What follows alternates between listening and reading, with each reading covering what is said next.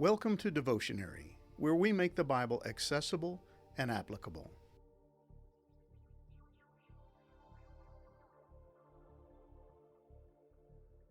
Everyone loves a secret. That is, if they're in on it. But no one likes to be the last one to know or to be kept in the dark. So it's only natural that the Israelites were anxious to know how things were going to turn out when they finally crossed over the Jordan River and entered the land of Canaan. They had all kinds of questions and concerns. They were plagued by all kinds of fears and doubts. But Moses reminded them that they didn't need to worry about the future because that was in God's hands. What they needed to focus their attention on were the things they did know, like the commandments handed down by God. Moses had just spent a protracted period of time reciting all the commands in order to make sure that they were fresh in the minds of the people of Israel. They knew everything they needed to know to accomplish what God had given them to do. If they would simply obey His instructions, they could leave the future in His fully capable hands.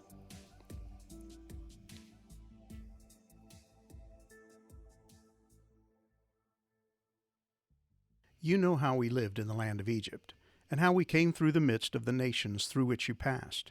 And you have seen their detestable things, their idols of wood and stone, of silver and gold, which were among them. Beware lest there be among you a man or woman or clan or tribe whose heart is turning away today from the Lord our God to go and serve the gods of those nations. Beware lest there be among you a root bearing poisonous and bitter fruit, one who, when he hears the words of this sworn covenant, blesses himself in his heart, saying, I shall be safe, though I walk in the stubbornness of my heart. This will lead to the sweeping away of moist and dry alike. The Lord will not be willing to forgive him, but rather the anger of the Lord in His jealousy will smoke against that man, and the curses written in this book will settle upon him, and the Lord will blot out his name from under heaven. And the Lord will single him out from all the tribes of Israel for calamity, in accordance with all the curses of the covenant written in this book of the law. And the next generation, your children who rise up after you, and the foreigner who comes from a far land, will say, when they see the afflictions of that land and the sicknesses with which the Lord has made it sick, the whole land burned out with brimstone and salt, nothing sown and nothing growing, where no plant can sprout, an overthrow like that of Sodom and Gomorrah, Admah and Zeboim, which the Lord overthrew in His anger and wrath. All the nations will say, why has the Lord done thus to this land? What caused the heat of this great anger? Then the people will say, it is because they abandoned the covenant of the Lord, the God of their fathers, which He made with them when He brought them out of the land of Egypt, and went and served other gods and worshipped them, gods whom they had not known and whom He had not allotted to them. Therefore the anger of the Lord was kindled against this land, bringing upon it all the curses written in this book. And the Lord uprooted them from their land in anger and fury and great wrath, and cast them into another land, as they are this day. The secret things belong to the Lord our God, but the things that are revealed belong to us and to our children forever, that we may do all the words of this law. Deuteronomy 29, verses 16 through 29.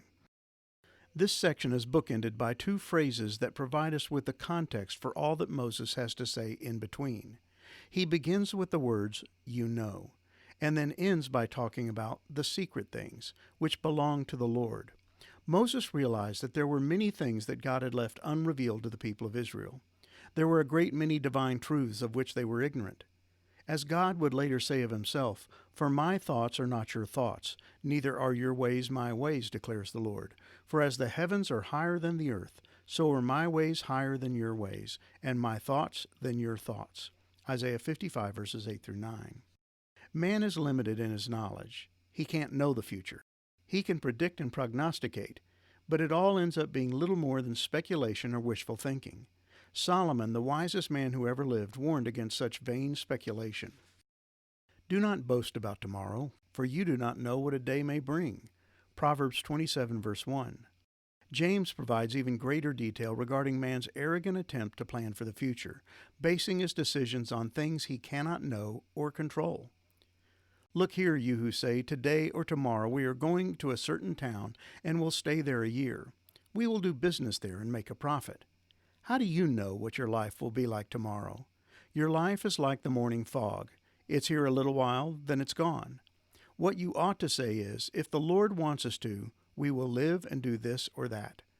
Otherwise, you are boasting about your own pretentious plans, and all such boasting is evil. James 4, verses 13 through 16. The Israelites had no idea what their future would look like, but they did know what God had done in the past and what he had commanded them to do in the present. And Moses had provided them with ample warning regarding what would happen should they choose to disobey what they did know, all that God had told them to do. The generation to whom Moses was speaking had not grown up in Egypt. They had not experienced the pain and suffering of captivity in a foreign land, but they knew all about the details concerning Israel's 400-plus years of slavery. They were also very well aware of the idolatry that ran rampant in Egypt because their parents had told them stories of the countless gods the Egyptians worshipped, including the Pharaoh himself. Even during their 40 years of wandering in the wilderness, the Israelites had been exposed to one nation after another, and they discovered the names of even more false gods and witnessed new forms of pagan worship. So by the time they got to Canaan, they were very familiar with idolatry, which is why Moses warned them to avoid that temptation like a plague. Beware lest there be among you a man or woman or clan or tribe whose heart is turning away today from the Lord our God to go and serve the gods of those nations. Deuteronomy 29, verse 18.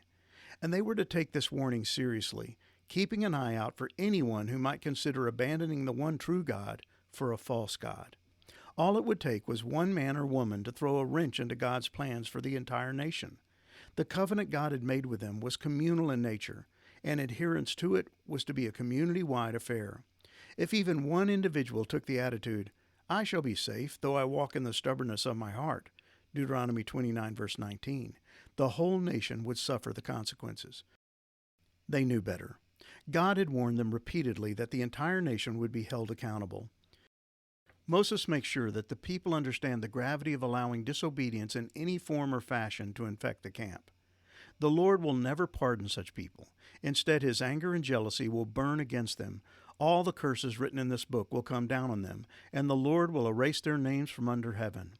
The Lord will separate them from all the tribes of Israel to pour out on them all the curses of the covenant recorded in this book of instruction. Deuteronomy 29, verses 20 through 21. They knew better and couldn't claim ignorance as an excuse, and they could know for certain that future generations would reap the consequences of their present mistakes. Then the generations to come, both your own descendants and the foreigners who come from distant lands, will see the devastation of the land and the diseases the Lord inflicts on it. Deuteronomy 29, verse 22. They might not be able to predict the future, but they could certainly influence it by choosing to disobey God in the here and now. Their present disobedience would bring future destruction to the land that will leave even the pagan nations scratching their heads in wonder and asking, "Why has the Lord done this to this land? What caused the heat of this great anger?" Deuteronomy 29, verse 24. And the answer to their questions will be a simple one. It is because they abandoned the covenant of the Lord, the God of their fathers, which he made with them when he brought them out of the land of Egypt, and went and served other gods and worshipped them, gods whom they had not known and whom he had not allotted to them. Deuteronomy 29, verses 25 through 26. There was a lot the Israelites didn't know. As they stood on the edge of the land of Canaan, preparing to enter it and conquer the nations who occupied it, their minds were filled with questions of all kinds. How would it go? Would they be successful? How long would it take? Would they die in battle? Would the nations living in the land prove to be too strong? A million doubts, fears, and concerns must have crossed their minds. Moses, recognizing the apprehension in their eyes, told them, "The secret things belong to the Lord our God." Deuteronomy 29, verse 29.